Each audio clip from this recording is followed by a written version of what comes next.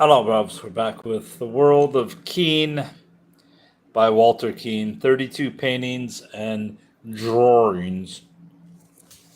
We're getting near the end of the book, thankfully. But this is a rather long chapter, so let's see what happens here.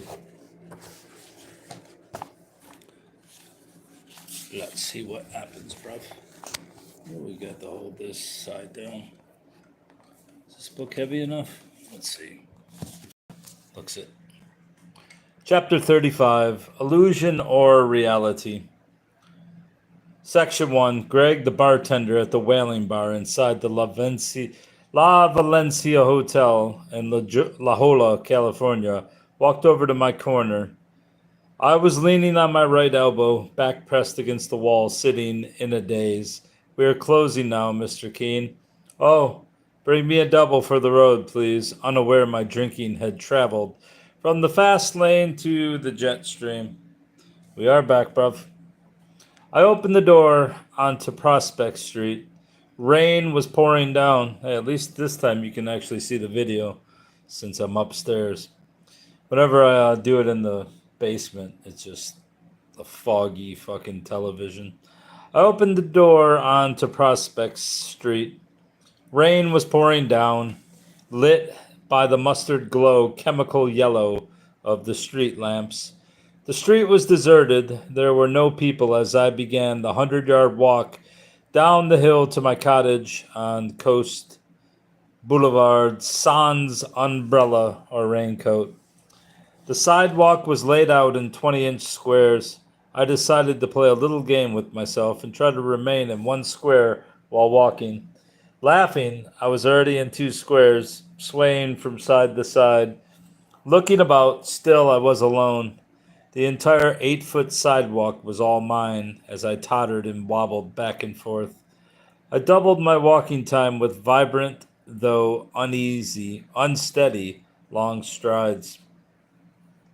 When I turned the corner, the night swallowed me. I left the streetlight behind. Darkness and streaming rain soaked me up. I got damnably wet. Something intense towered over me as I waded through a foot of water at the curb.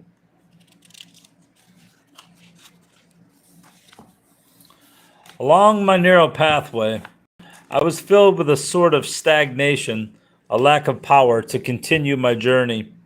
My exuberance was ebbing away, leaving in its stead a strange sense of despair. What's up, bruv? Brogos? Aloneness, or was it foreboding? It was black, and the elephantine heaviness about me overwhelming. I experienced a sense of complete isolation. This was the last thing I clearly remember. I hit the wall. I was sinking down fast, sinking down, down, down. Head bashed in, blood dripping on my body. Soon I lay in my own splattered blood, having fallen in the turning circle. I was dazed, lost, confused, with my bloated and throbbing nose a complete mess in the solitary darkness. My mind was mumbling, I'll soon be sending greeting cards from hell. I had drunk away my family, my health, my wealth, and now I was drinking away what little remained of my life. Then a sound like angels' wings fluttered above me. From out of nowhere, two strong arms wrapped around my tired, limp, and almost lifeless body, lifting me to my feet. No, hold on, I gotta answer my child.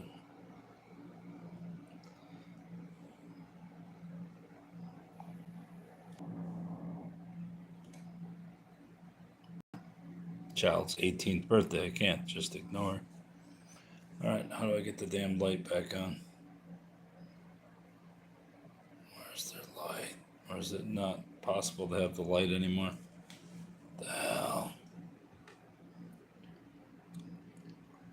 Then a sound like angel wings fluttered about me.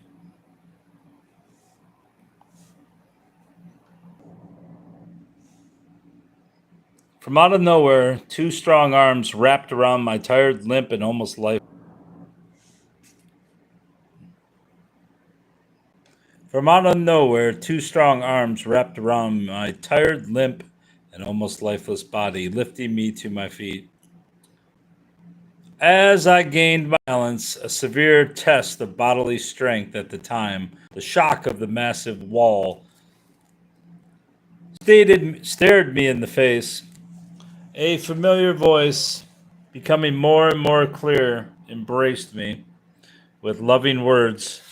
My little Walter, you can now walk through the wall and continue your drinking until death, or you can steady yourself in the turning circle, turn around and walk to freedom. I awoke bewildered.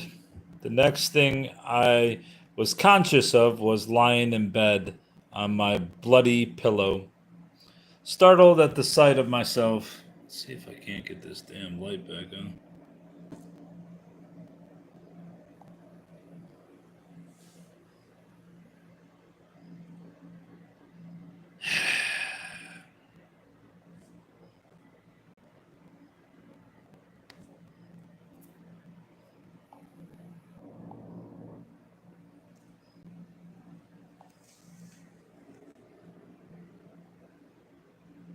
Top.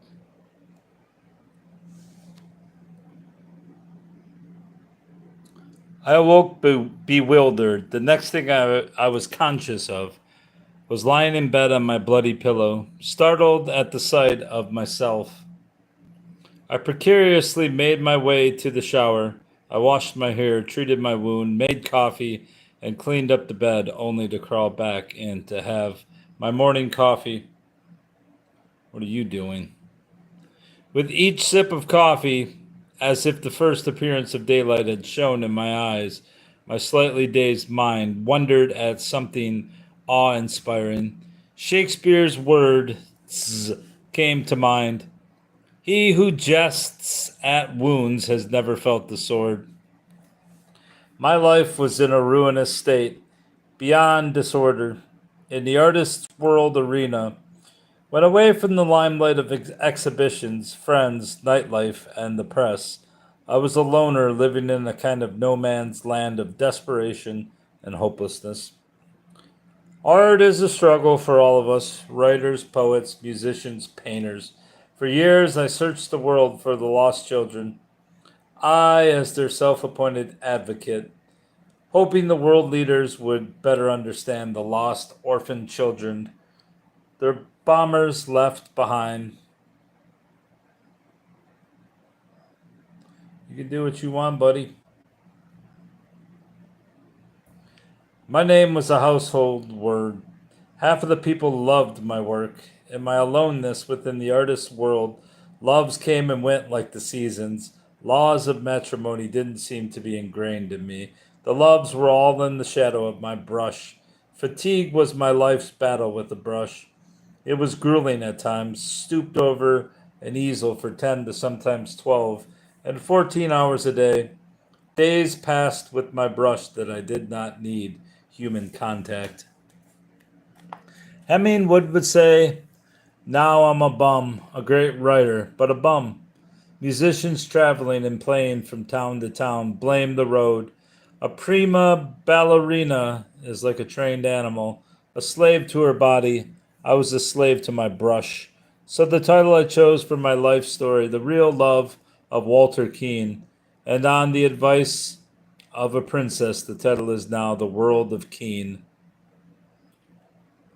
Section 2. In the years I was absent from the American scene, stories spread that I was dead. Wally Runswick sponsored the United Nations painting Our Children. Shortly after Wally's death in 1982, three members of his family went on a trip to Hawaii where they visited an art gallery on Maui. There they saw one of my paintings and called to the attention of the art dealer, "You have a Walter Keane painting?" The response, "Mr. Keane is dead. We have a newspaper clipping in our files." He excused himself only to return, unable to find the article. The art dealer said he would find it and would send a photocopy of the story to Wally's family. Wally Runswick, my old and dear friend, was a wonderful human being, kind and caring. I attended his funeral with his family. Another streak of lightning flashed. A rash of Brummagem began to appear. Hungry, avaricious art forgers were grinding out copies of some of my most famous paintings. Alone, Grant Avenue, San Francisco, at the fair, all painted by me, all copyrighted by me. After Barbara divorced me, I painted alone on my barge in Sausalito. Alone is large, 4 feet by 5 feet, and portrays a little girl in a yellow dress sitting on the stairway of life, while the forged copy measures only half the size of my original, depicting the child in a blue instead of yellow dress. My paintings were reproduced in great art books, printed in the Japanese language, in French and Spanish. The world have flooded the art world with imitations. The scale of damage I've done will always be a blow to my honor, my talent, my pride, and my good name. A nearly identical thing happened to my artist friend Salvador Dali. A story reached me that Dali was dead years before he really died. Not one artist, but several, thinking Dali was dead, claimed to have painted some of his work, a monstrous falsity, a wound to Dali's great talent, pride, and respect.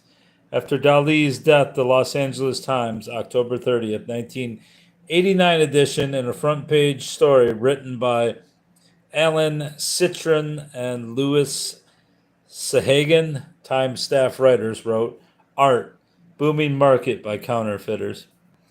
When lithographs exploded on the art market a decade ago, the upstairs gallery was well prepared to answer the call for Dali, Chagall, Picasso, Miro, and other popular artists. Bernard Ewell, whatever the hell it is, the chief art appraiser for the Federal Trade Commission, and investigators have zeroed in on the dealings of a Beverly Hills art publisher. The Federal Trade Commissioner alleged that Pierre Marcon, the owner of Magui Publishers, has produced and sold at least 22,000 fake prints by artists such as Dali. Nationally, authorities discovered more than $1 billion worth of fake Dalis alone, where some were sold between 1980 and 87. Detective John Ambro of the Beverly Hills Police Department said art fraud is like an octopus whose tentacles reach out in countless directions.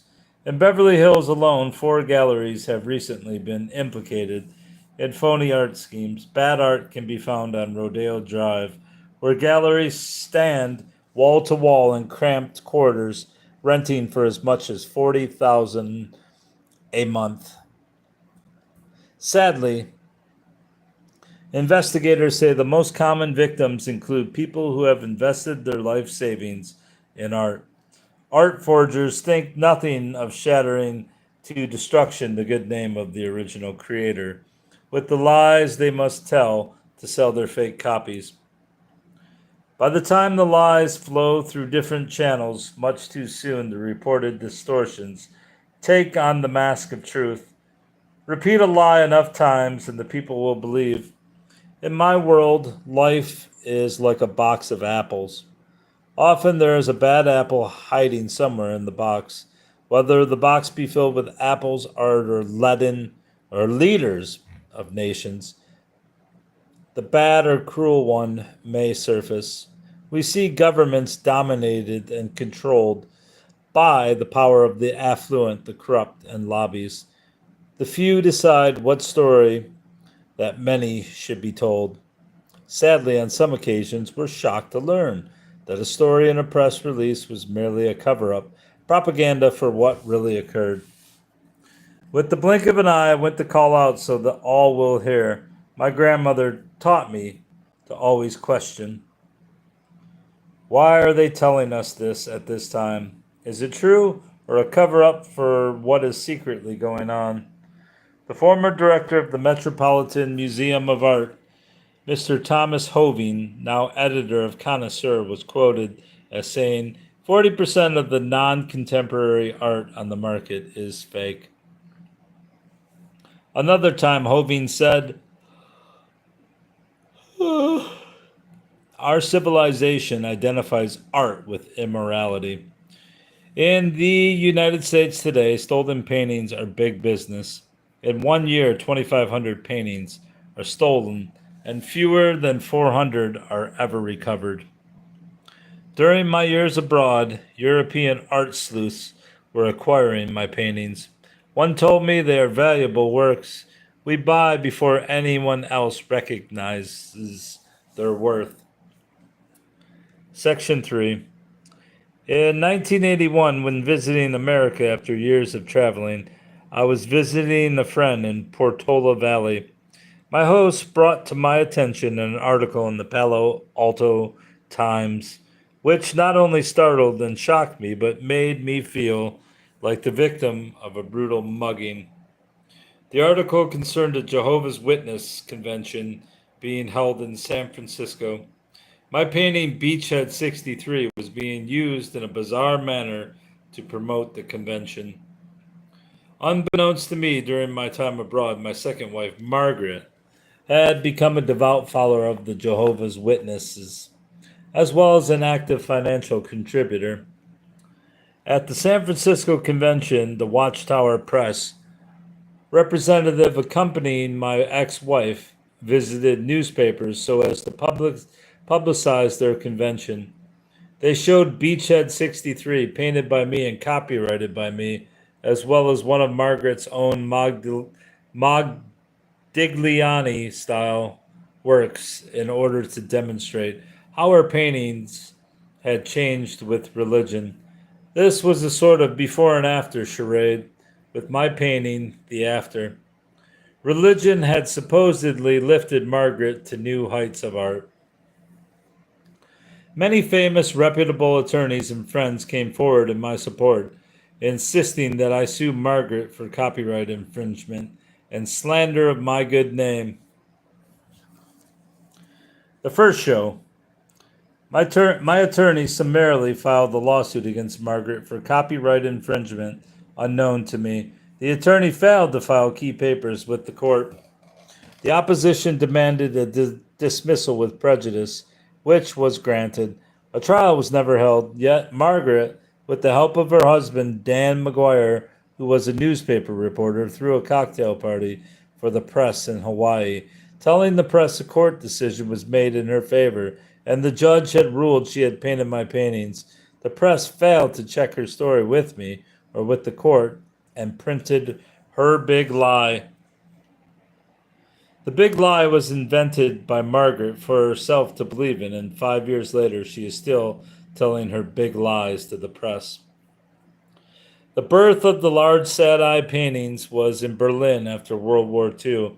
It was in Berlin that artist Walter Keane, known only as Keane, first drew or painted one of his sad-eye waif paintings. Keane said if an artist captures an emotion in his work, it will reflect in the viewer and will live. Thomas Hoving said art is a love affair. It is a passion. Yes, yes. About 10 years later, in 1955 or 56, I was exhibiting my paintings at the annual Society of Western Artists show in San Francisco when a viewer named Margaret was looking at my paintings. Margaret told me that twice she had tried to paint with no success and asked me if I would teach her how to paint. I told her I did not have time to teach her, but I added, for centuries, art students learning to paint copied the paintings of the masters. You buy a projector, take a photo of a great painting, and project it onto a canvas. Trace it in, then fill it in like children do with a numbered painting. This she did. Section 4. Our second show. The lawsuit and trial came about as the result of Barbara Kraft, a freelance reporter, telephoning me to say she had heard I was back in the country. She asked if she could do a story on me. Arrangements were made for a 1:30 lunch at the Whaling Bar in the La Valencia Hotel. She quietly asked several specific questions. The next 2 hours were general conversation. A friend of mine came by to say hello. Patrick, the hotel manager, came by to welcome us in his most charming manner. Barbara asked me about copyright infringement case. About copyright infringement case, yeah. Well, I forgot a word there. I replied that as far as I knew, it was still pending. I was never told otherwise. The stories that I was dead surfaced during my years absent from America. I may have mentioned that one of my ex-wives claimed to have done some of my paintings. Later, I realized that there are several Keane artists. I am Keane, my daughter Susan is S.H. Keane. Daughter of Barbara, my first wife, M.D.H. Keane, was Margaret. She had Apple, also known as Margaret McGuire, her third husband's name. Oh, the Bad Apple, not She Bad Apple. There is a Bill Keane, a cartoonist, and a Bill Keane, a great musician. Today, my children's mother, Joan, J.M. Keane, is a fine artist. Barbara Kraft did a very good story on the front page of the art section of the USA Today. One paragraph said, thinking he was dead, the second of his three ex-wives, also a painter, claimed to have done some of the Keane paintings. The claim, vehemently refuted by a very much alive Keane, is in the litigation. I mentioned no name in the reference to one of my three wives. The world cares not of an artist's wives or other loves. The newspaper USA Today and artist Walter Keane sued for $17 million. Gannett Company Incorporated USA Today and I were sued for $17 million. What the hell? Oh, I see. USA Today. Jesus Christ, I'm stupid. Libel against USA Today and a slander charge against me. Why Why USA Today? I wondered. As a boy, I rejoiced while attending the Barnum, the Barnham and Bailey Circus. Barnum and Bailey. That's not how you spell Barnum, you fucking idiot. That's Barnham. The Barnum, the Barnum and Bailey Circus, the greatest annual show to come to our town. Little did I know in my faraway world that one day another show would be a great circus that would attract more viewers than Barnham and Bailey. It's Barnum, Barnum. There were no elephants in the cast of our second show, however, to my surprise. A few monkeys arrived to startle the world. The plaintiff's scriptwriter and director, Bart Pram, provided the text of the show for his supporting cast. Plaintiff's Act 1. The script of the performers was designed to confuse the jury. Experience taught the scriptwriter, repeat your fiction enough times, some will stick. I wasn't invited to the rehearsal. What began as an effort to protect my personal belongings turned into a three-ring circus with art forgery and copyright infringement as the main attraction. Religious fanatics were portrayed as clowns, staging a 4-week production, entertaining the world through the press, making headlines with tongue-in-cheek lies. The press loved it. The jury gobbled it up like cotton candy. In the defense, the award-winning performer, USA Today's leading counsel, Robert Bernius, with his researchers and stars of the show, reviewed the 3-week performance without a smile. The scriptwriter, producer, and director of Act 1 rested his case. Act 2. U.S. Today, Gannett Company, Inc., star performer. Robert Bernius's magic elevated him to standing level. Citing 7 cases, then made a motion for a directed verdict pursuant to Rule 50A and motion to dismiss.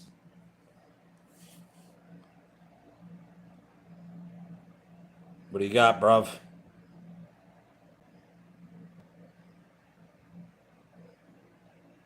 Oh, yeah? You've been painting forgeries of Keane's paintings too? This startled the ringmaster, doing business as DBA, the United States District Court, Judge King, and the nearby cage holding the jury. The ringmaster dismissed the jury until 9 a.m. the following day. From my corner, I ran on stage shouting, "I join USA Today's Lord and Master, Mr. Bernius, for directed verdict and motion to dismiss." The performers in Act 1 had read 15 depositions, consisting of 90 questions each. A cloud of dust fell on the jury, nearly putting them to sleep. Quietly, my mind flashed within me. They exposed themselves as liars, cheats, and thieves, stealing millions of dollars annually through the art forgery world. The following morning at 9 a.m., silently all performers are in their places. The ringmaster, the king, and his charming, capable assistant, Leslie Allen, stepped into the upper level overlooking the lower stage. All performers stood at attention in great respect during their entrance. Then we all quietly sat down. The ringmaster spent nearly 2 minutes head down, shuffling papers. Seemed like hours. It was 9:02 a.m., May 29th, 1986. A voice rang out from the Palladium. Words flowed.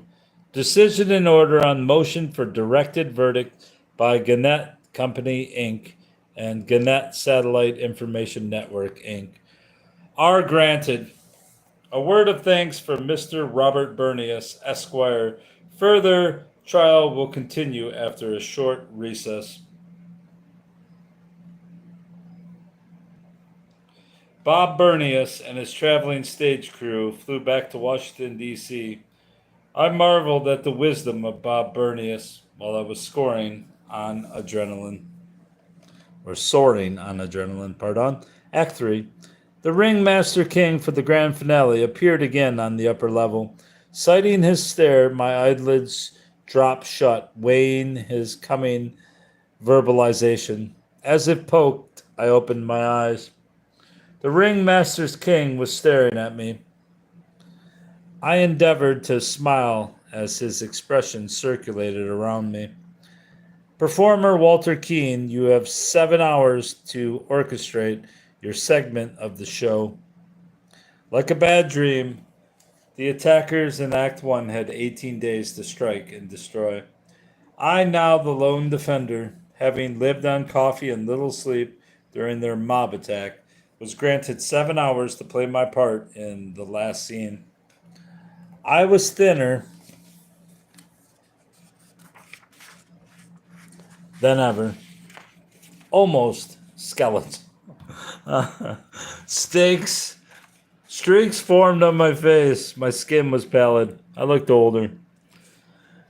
These were days tireless. There were days tiredness overtook me, Alone, unglued like my power switch was off. When I talked to the jury, ostensibly of my peers, it was like talking to the surf. I wanted to spit or yell. 10 minutes for coffee was announced. I would rush at a good clip down the hallway to the men's room, passing through an ugly mob of Margaret's religious cult, some following me into the urinal. Back on stage, the ringmaster king held up a clock that was ticking off my allotted time. The ringmaster promised he would provide me with a microphone to attach to my chest so I could dance around the stage. When the time came, he refused the handy speaking device. Exerting maximum effort as the clock ticked away, I was all over the stage, to the mic, to the jury, showing them important documents. As each jury member looked at them, I studied the expression in their eyes. I spoke slowly, pronouncing each word very clearly, as 3 of the 6 were from the Asian world: China, Japan, and the Philippines. My load was heavy. It was a burden being a white foreigner from California, and not the owner of 2 of their local daily newspapers, as my co-defendant USA Today was. My only weapon was explosive power. My only weapon with explosive power was the truth. Though trying to remain calm, I felt much like the children I painted.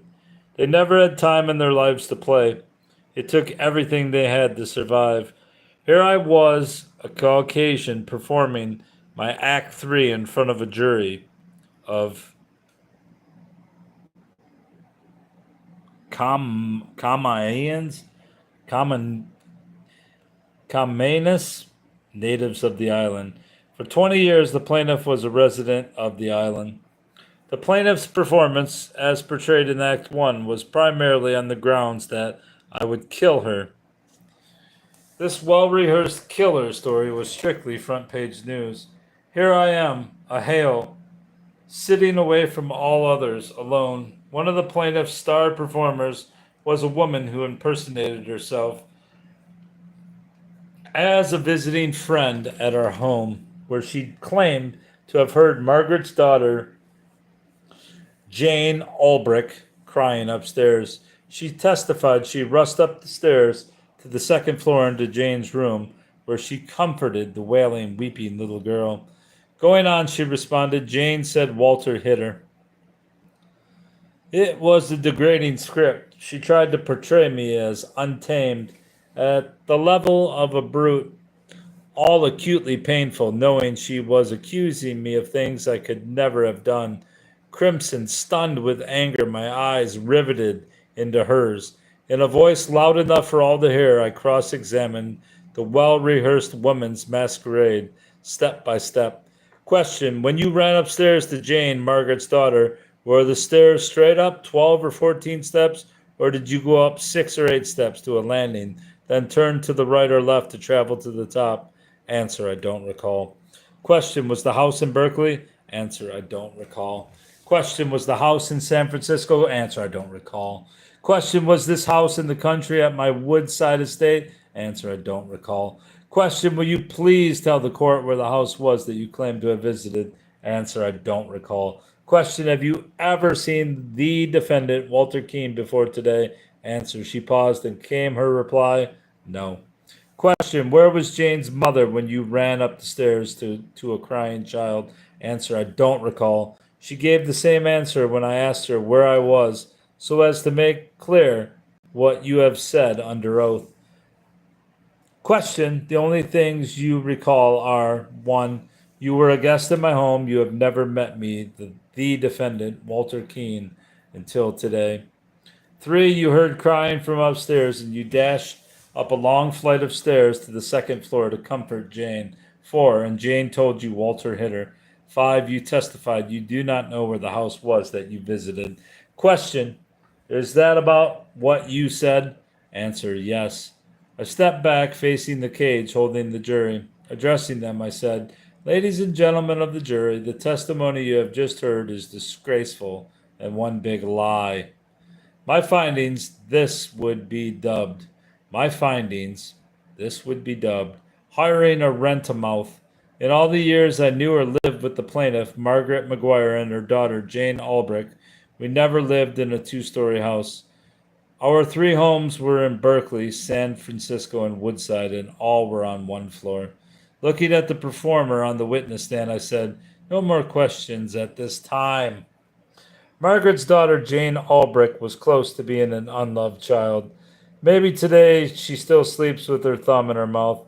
My time with Jane was often a teacher-student relationship.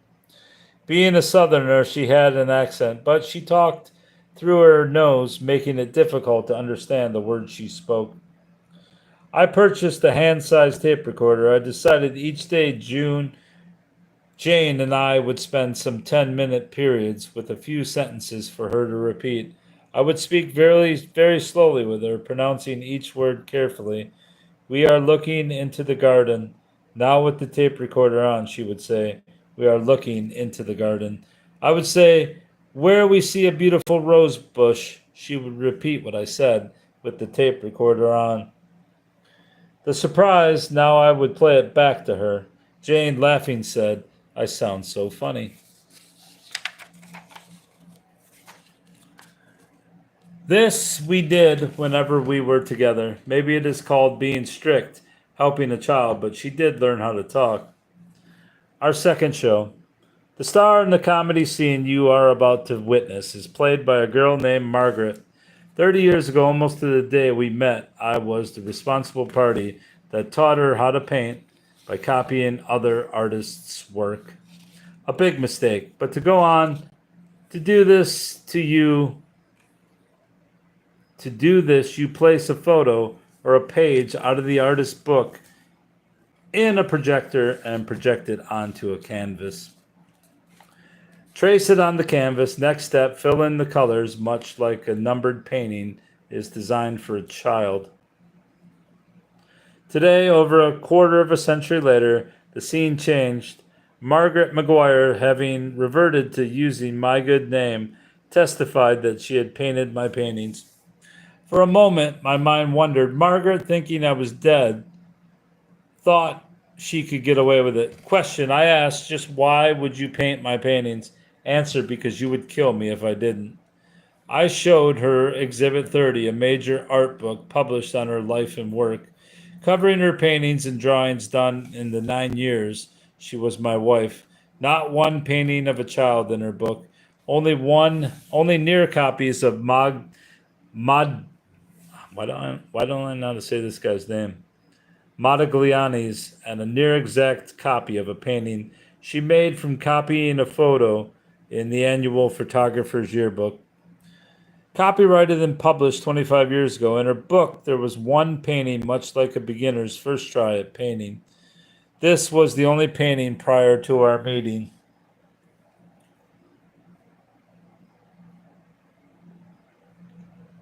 I walked to the jury and quietly showed them each page of this book so they could see she never painted the painting of a large-eyed waif. The next exhibit I showed the woman on stage, and the jury was a portfolio of over 500 original drawings Margaret had done over a 6-year period, 24 to 30 years ago when she was married to me. Not one drawing of my large-eyed waifs in the 6 years of work. May 8th, 1986, the plaintiff, Margaret, testified in the United States District Court in Honolulu. The Sheriff's Department of Woodside came to our house in response to her call. She said Walter threatened to kill her and was running around the house, throwing lighted matches everywhere, trying to burn down the house. Question, a famous talented man burning his house down and killing a woman. Did the press come? Answer, no, no press. Question, what happened when the sheriff arrived? Answer, he talked to you. Question, then what happened? Answer, the sheriff left. Question, the morning after the frightening experience, did your attorney file a restraining order with the court preventing me from ever re-entering the house again? Answer, starry-eyed, she replied, no. Question, why didn't you? Answer, because you would kill me. Jane Albrecht, the plaintiff's daughter, is now on center stage. I greeted her saying, hello, Jane. The Honorable Judge King, with hammer in hand pounding, nearly shouted, her name is Miss Albrecht. Question, Miss Albrecht, do you have a lithograph and print business and run it under the name of Jane Keane? Answer, yes. Question, by what authority do you use the defendant's name? Answer, a pause, I don't know. Question, do you sell Keane prints? Answer, yes. Question, where do you get them? Where did you get them? Answer, I don't know. Question, how many do you have? Answer, a room full in the house, and the garage is full of them also. Question, let's consider your supply of alones. Do you have a stack of them, 1 inch thick or 2 inches thick?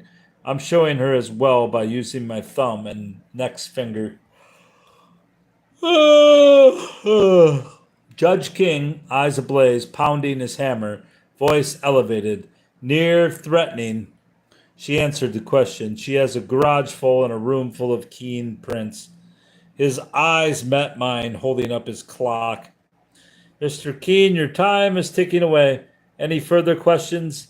In the midst of hysteria in the big arena, big arena, you can't communicate effectively. Stunned, my mind began to bubble with resentment. Sometimes I watched the ringmasters lips moving without without hearing a word as he recited his scoldings. I felt the blood drain from my face. I felt the chill. Oh, grandmother, where are you? I need a shepherd. I felt my body and mind would soon shut down. Then, with the politician's casualness, knowing I had the power, tonelessly speaking, I replied, Yes, Your Honor, the king, the master of the circus. Ringmaster King's outburst made headlines in the morning paper. Still looking into his eyes, feeling resentment, I did not speak, but my mind chattered at him silently. April 18th, 1986, I made a notion for change of venue to San Francisco. You said you would think about it. April 25th, 1986, I made a motion for postponement of trial on behalf of Walter Keane. Defendant's motion denied by you, the master, the king. Question, Miss Albrecht, were you in the courtroom when your mother testified?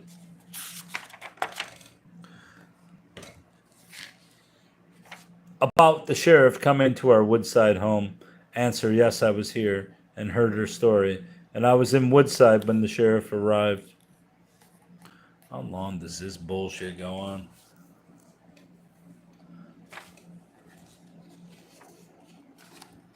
I think it goes on for another 20 pages. Literally. All right, so I guess I'm reading to where? Section 5? Right.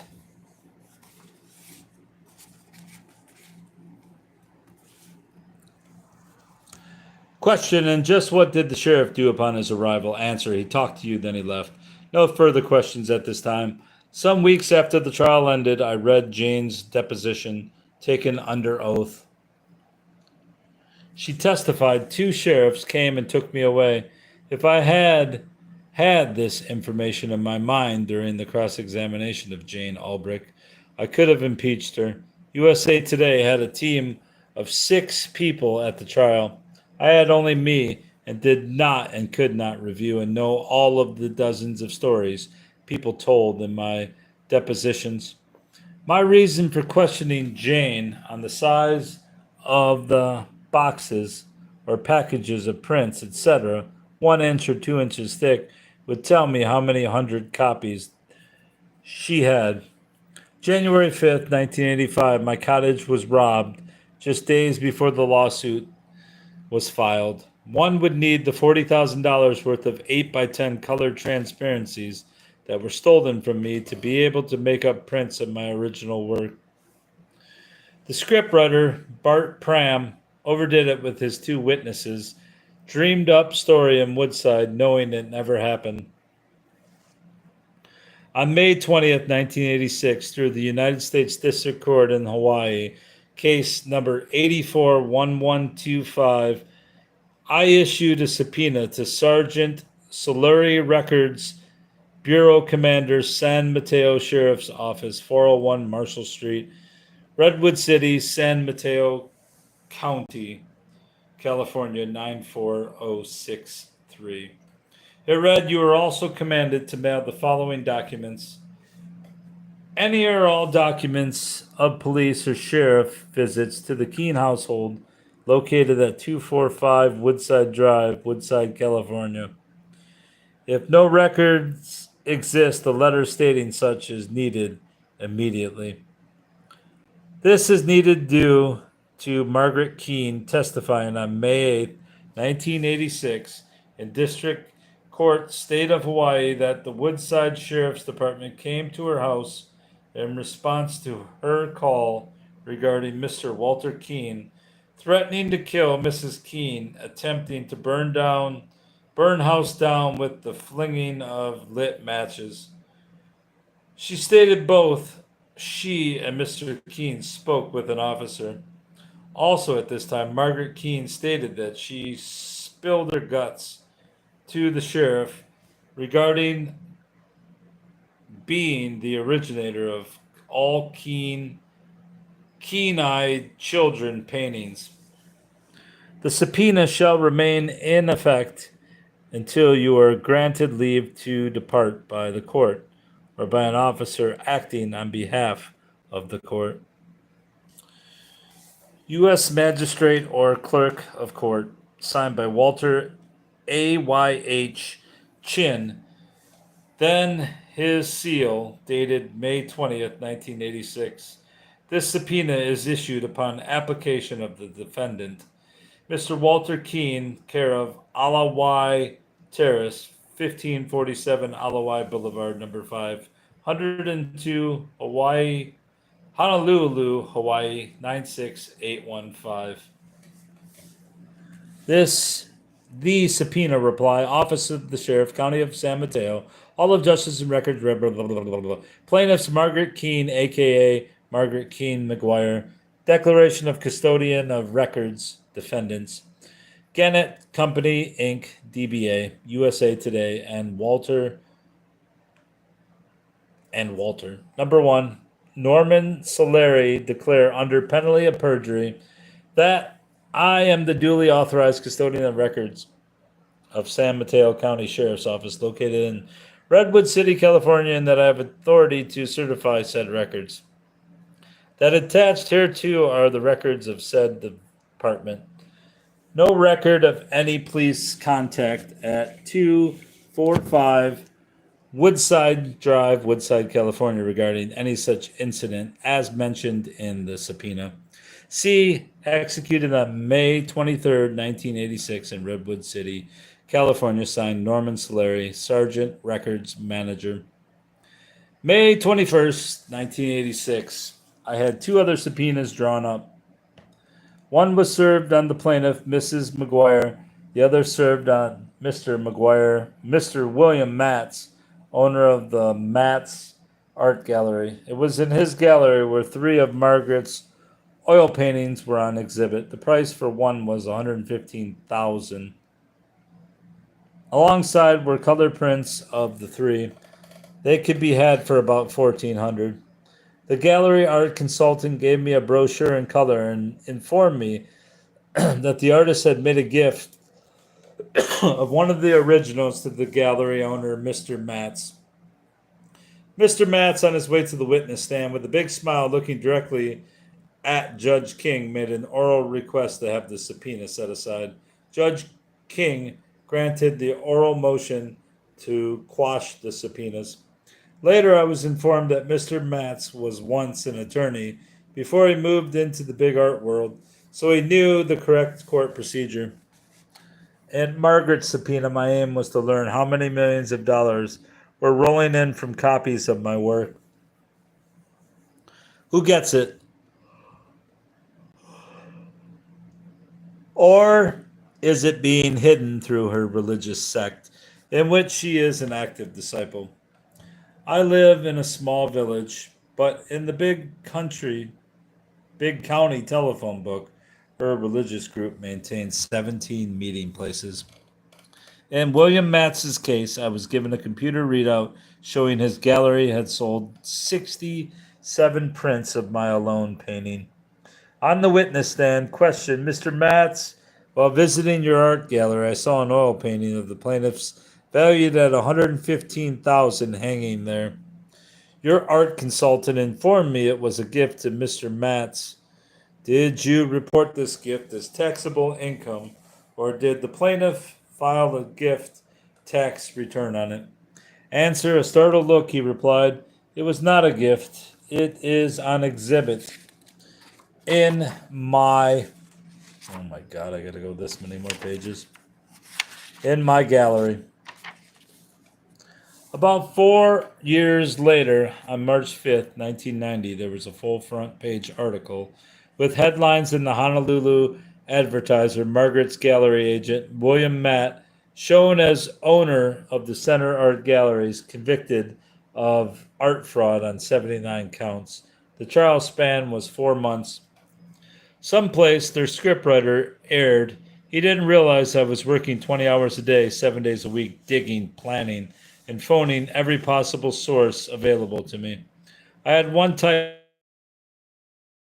a paralegal for 3 days. For me, but good for her, a full-time job came up on another island, and off she went. I was alone, totally alone. My insides were calling out, "Get me out of here." So are mine. One of the plaintiff's witnesses said during the testimony that she only knew the plaintiff for an hour when she was given an original oil painting by the plaintiff. She showed the painting to the court. She testified a short time later a second oil painting was given to her. I was taught as a young boy when offered a gift such as this that the gift is to be politely refused. Because of Margaret's bizarre affiliation, all she had to do was reach out to others in her group and they would support her. She could have all the witnesses she needed. Apparently, honesty was not a big item in that organization. If her witnesses were on stage at the Apollo Theater in Harlem during the Wednesday amateur night, the siren would ring and the dancing clown would drive them off stage. At stake is the income of millions of dollars, much of which is rightfully mine. October 16, 1963. The plaintiff wrote Why I Paint What I Paint by M.D.H. Keane, a copy of which I showed to the jury and to the witness. Never did she mention my large-eyed waif paintings, only her elongated Modigliani type paintings, which she copied from photographs.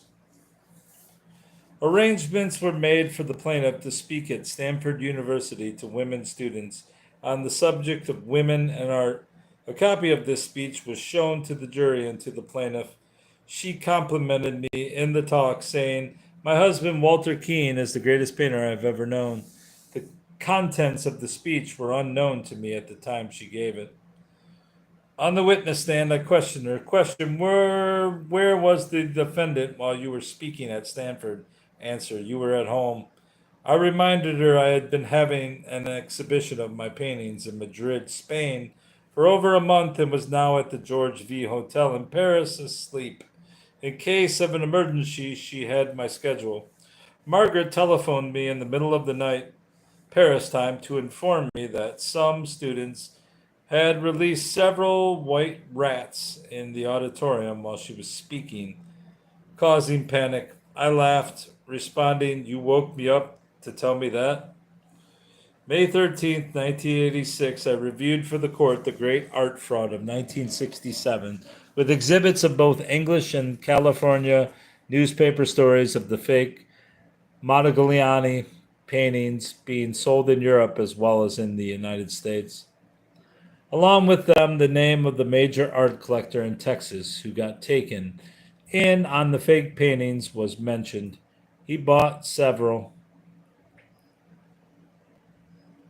These, along with 20 other exhibits of mine, were ruled out of evidence. I didn't know how to object to the plaintiff's attorney objecting to my exhibits. A skilled, well-prepared attorney representing me would have buried them. The jury was seriously misled. I reviewed in great detail for the court Margaret's and my integrated property settlement agreement. With the powerful, learned court performance, Robert Bernius put it into evidence. This integrated property settlement read is entered into the first day of January 1965 by and between Walter Keane and his wife Margaret Keane. This agreement was a long, lengthy contract of 16 pages and several pages of exhibits. I read portions of the settlement to her and to the court, spelling out which paintings and copyrights were signed over to her and which paintings and copyrights were signed over to me. I showed the plaintiff where she signed or initialed each page. Paragraph 13 on page 14, property status. To effect the property division may herein Walter hereby grants, conveys and assigns to Margaret all of the property awarded to Margaret herein, and Margaret hereby grants, conveys, and assigns to Walter all of the property awarded to Walter herein. Each party hereby waives, relinquishes, and releases all of such parties' right, title, claim, or interest, community or otherwise, in or to the property herein awarded to the other party. Title to and said property shall immediately vest upon execution of this agreement in the party to whom it is hereby awarded. Said property shall from today on be and remain the sole and separate property of the party to whom it is hereby awarded. Paragraph 15 on page 15, freedom of conduct. The parties agree that each may live his or her life separate and apart from the other, and in whatever manner he or she may choose, fees free from restrictions or criticism from the other. I showed. Oh, wait. Criticism from the other. Paragraph C on page 6 reads as follows. The parties hereby exchange their respective community property interests in all copyrights to the paintings of the other, and each further waives and relinquishes to the other any and all right, title, or interest he or she may have in any copyrights to the paintings of the other. I showed the plaintiff and the jury examples of her infringements on my copyrights. My painting, Grant Avenue, San Francisco, was painted by me and copyrighted by me. She made a copy of the painting and sold prints of it in the Corey Gallery on Geary Street in San Francisco. It was there I purchased a copy of one and had a handwritten receipt for it. This was all shown to the court. The original of this painting, portraying a Chinese child in San Francisco's Chinatown, is in the art collection of Madame Chiang Kai-shek. My painting, titled At the Fair, she copied and sold to be reproduced on a plate. This plate business is cheap commercial art, not only an infringement on my copyright, but an insult to my good name. I showed to the court an exhibit of evidence where 12 years after our divorce, the plaintiff M.D.H. McGuire purchased two of my paintings held by a foundation and trust funds for $5,000. If the plaintiff had painted them, she most certainly wouldn't have given real money to buy them back. She would just paint more. It is, though, she got caught stealing a cookie from the cookie jar, and in her defense said, I just baked the cookies and was putting them in the jar. The plaintiff spent 57 minutes demonstrating to the jury she could paint a child with big eyes. It was nearly a copy of one used in a Life magazine story on me and my work 21 years ago. Any second-year art student could copy a painting 50 times and then do it from memory. The plaintiff's scriptwriter, attorney Bart Pram, after his long, drawn-out stage fantasy, showed his true colors to the jury in his ultimate closing sentence to them. Remember, 2 sheriffs went into the Woodside home and took him away. It never happened and was never entered into evidence. On this one point alone, if I had stood up with a loud cry of objection and demanded a new trial would have been granted. San Francisco would have enjoyed the comedy scene Margaret's daughter Jane revealed. She referred to the San Francisco Italians as the mafia. I must say, on the witness stand, she portrayed imagination. Many things surfaced in this long drag race. I found a copy of Margaret's will naming me as executor without bond. She totally trusted me. Then there was the charming letter from Margaret McGuire to me saying that her daughter Jane would be coming to California to visit her father and would love to spend some time with my daughter Susan and me. These were read to the jury. Jury, jury, jury. I needed a jury selection expert. The court or the state government would have paid for one. The art forger got largely what she sought to generate publicity for herself and destruction of my reputation. While eyeing my foreign jury, I wanted to holler, the only thing missing is the truth. Through their attorney, performer Bart Pram had ruled out of evidence my exhibits, denying you the whole truth.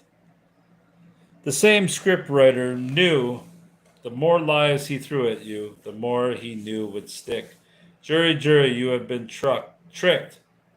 The ringmaster spoke with the powerful vocalization of the lion trainer. The show will recess until 9 a.m. tomorrow.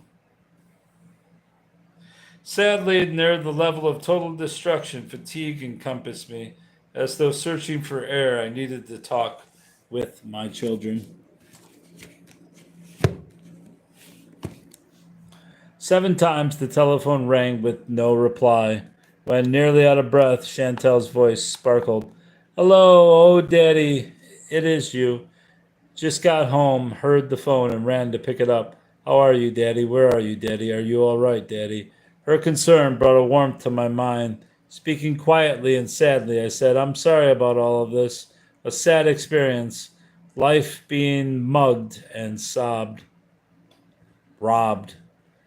All brought about by the jury's refusal to grant an extension of time to procure an attorney and give the attorney time to prepare. Chantel, with laughter in her voice, enthusiastically responded, It's all crazy, Daddy. I read the papers. Crazy, crazy, crazy. Daddy, all my friends have always known how talented and famous you are. They say, wow, and is your dad rich? Daddy, the wildest part of all the newspaper stories was that kill scenario. Daddy, you never even spanked me. Daddy, I'm putting the phone down for a second to remove my coat and shut the door.